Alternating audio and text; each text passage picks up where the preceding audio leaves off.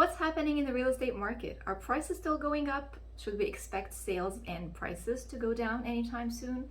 And what's the deal with the interest rates? Well, today I'll share with you real estate market update with numbers, graphs, and more.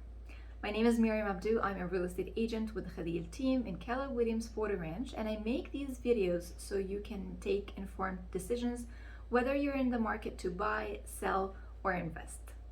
There's a lot to cover, so let me share with you my screen so we can actually start analyzing the numbers that we have. Okay, so I'm gonna start sharing with you my screen and I'll show you all the graphs and data and all the good stuff, and we'll talk about it and talk it through.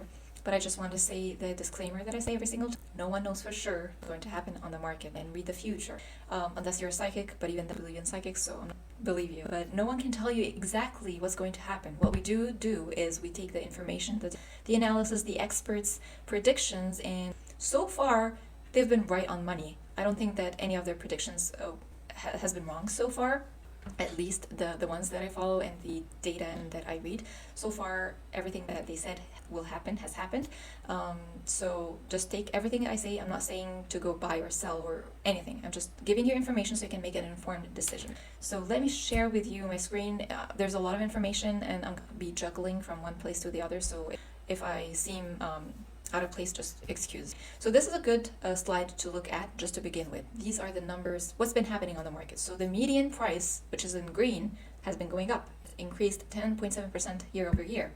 And this is for February 2022. I'll try to remember to cite the sources. This is from the California Association. So prices have been going up, and this is the median price, of course, for California. Home sales have been going down. Active listing have been going down. To be specific, home sales have been decreased by 8.9%.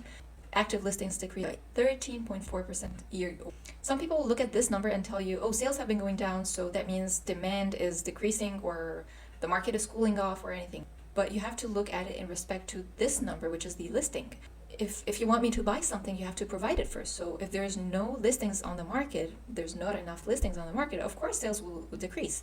So it just makes, it's common sense for this number to be low if this number is low as well.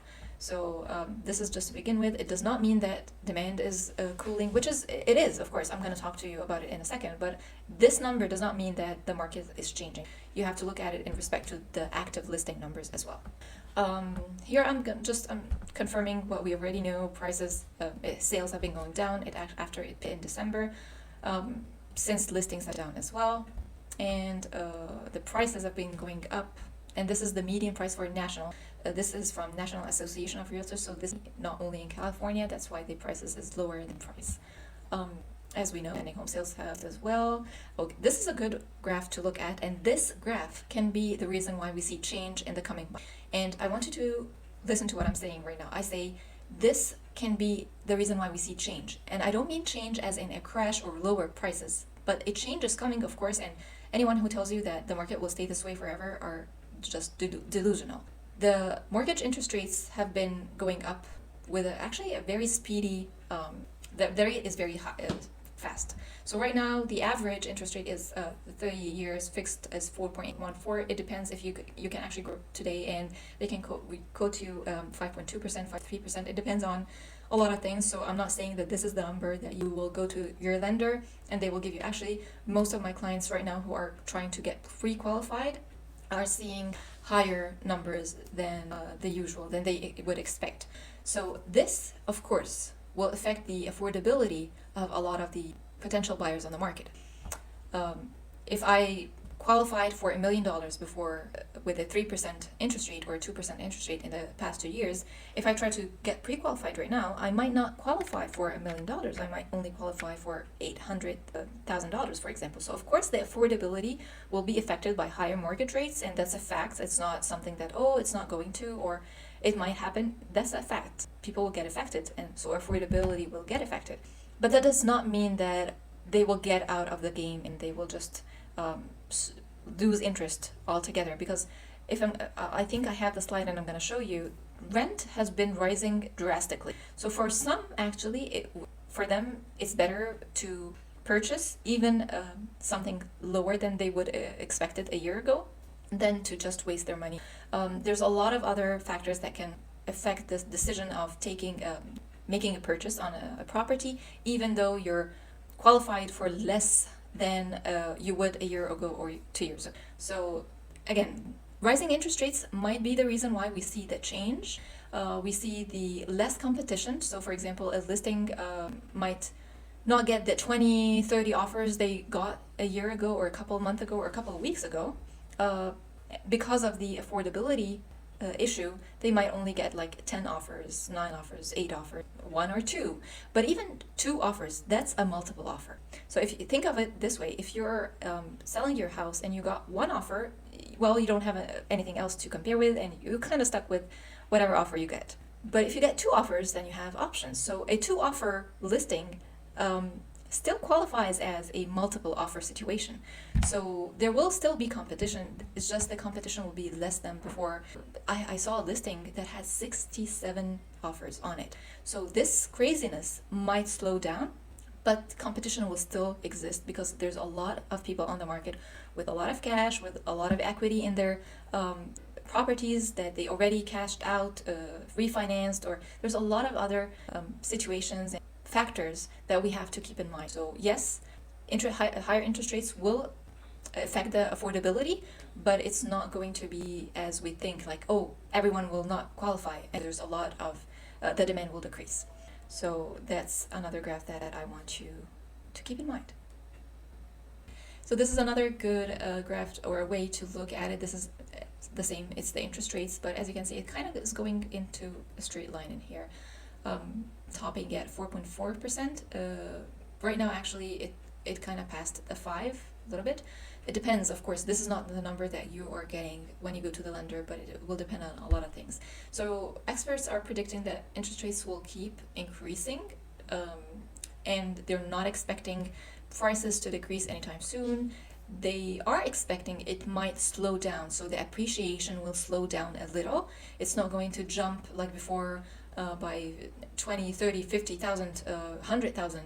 So this craziness will slow down a little bit, but they're not expecting prices to decrease unless something drastic happens, like there's a lot of supply on the market, or there's the interest rates just skyrockets or something.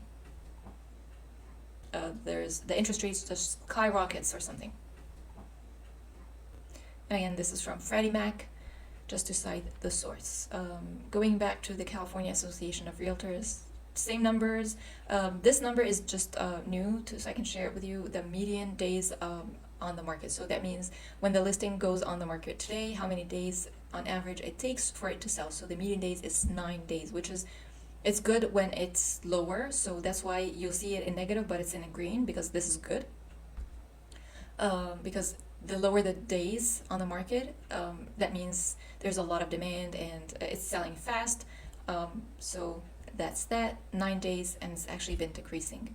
The unsold inventory, we only have 2 month year-over-year supply, which is, it's not a healthy market when it's this low. For us to see a healthy market, we need to see it above 16 month, for example.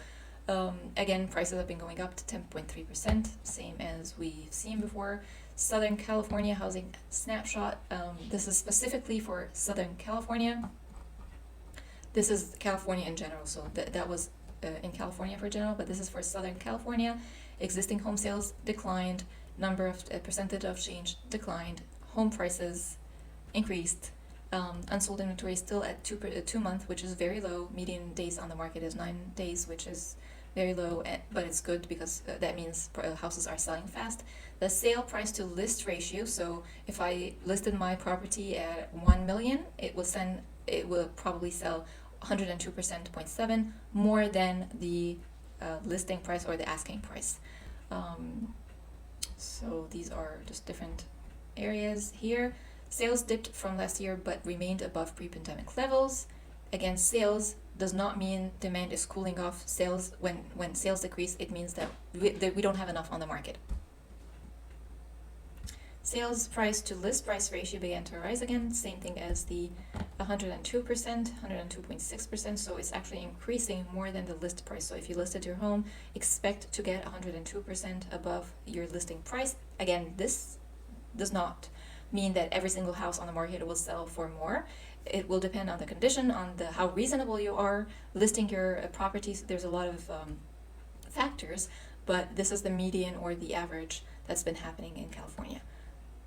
So this is a good slide to look at. This is the housing shortage tracker. As I said before, real estate is very regional, so depending on what region you're in, what state you're in, the whole situation will affect you differently.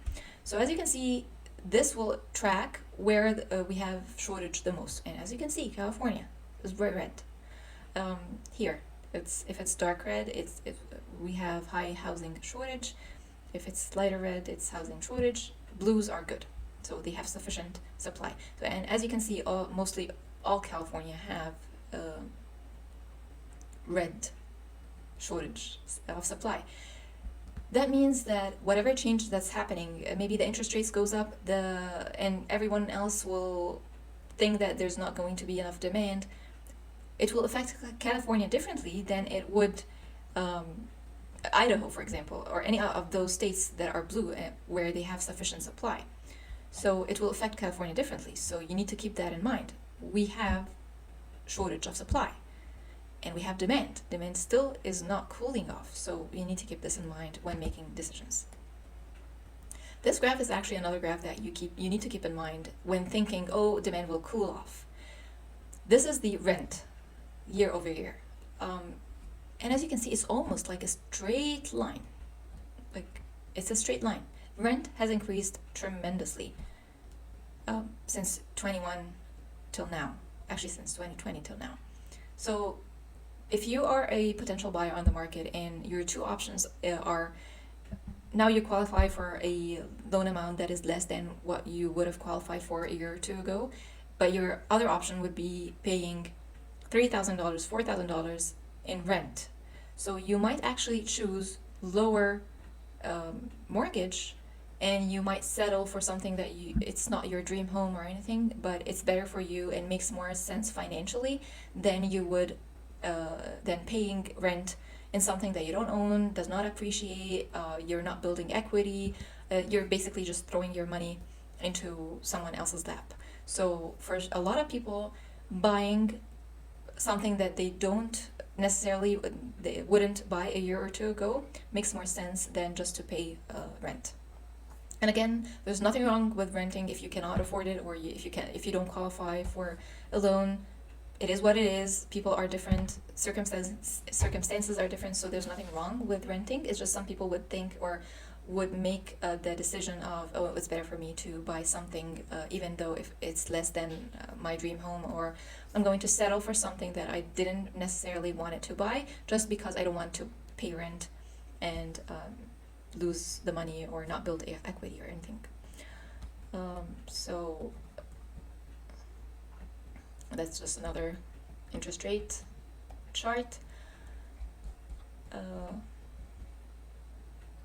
This is similar to the shortage tracker, but this will tell us what is the hot market area. So which areas are more hot or more on fire or more trendy than the others, where we have more transactions and demand. So again, California, almost all red, and the redder it is, the more hotter it is.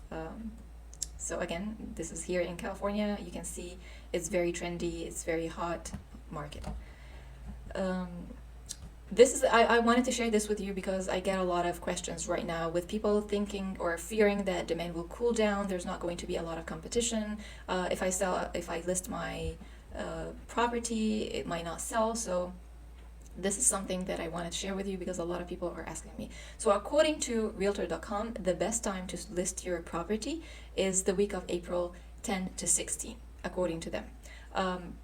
If you ask me personally, if you have the need to buy or to sell, it's always a good time. This is something that we always say in real estate, and it's not just a marketing gimmick or just a phrase that we say.